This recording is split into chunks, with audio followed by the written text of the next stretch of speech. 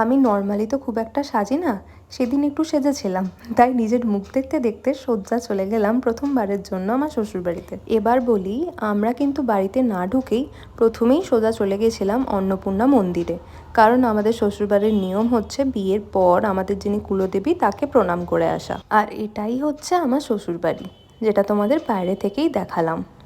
আমার এই জায়গাটা সত্যি বলতে খুব ভালো লেগেছে। আমরা যারা শহরে থাকি না, তারা যখন 2-3 দিনের জন্য গ্রামে ঘুরতে যাই, আমাদের কিন্তু মন্দ লাগে না। তোমরা কি বলো? তারপর শ্বশুরবাড়ি থেকে আমরা বেরিয়ে পড়লাম, কারণ এরপর আমরা পিসির বাড়ি যাব।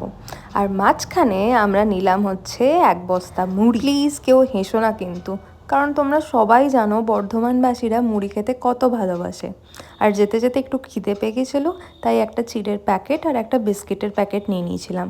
যেতে যেতে ওটাই খেতে খেতে গেলাম। এখন আমরা পিসির বাড়ি অলরেডি পৌঁছে গেছি, খাওয়াও হয়ে গেছিলো, মানে দুপুরের লাঞ্চ ওখানেই আমরা করেছি।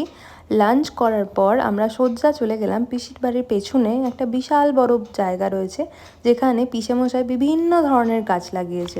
আর সাইডে দেখতে পাচ্ছি যে এখানে কিন্তু আলু চাষ হয়েছে। আলু তুলে নেওয়ার পরেও কিছু ছোট ছোট আলু পড়েছিল। আমি শুনেছি এইগুলোর নাকি পোড়া খেতে খুব ভালো লাগে। আবার কি হয়ে গেল, শ্বশুর বাড়ি ঘোরা, পিসির বাড়ি ঘোরা, এবার হচ্ছে নিজের বাড়ি ফেরার পালা।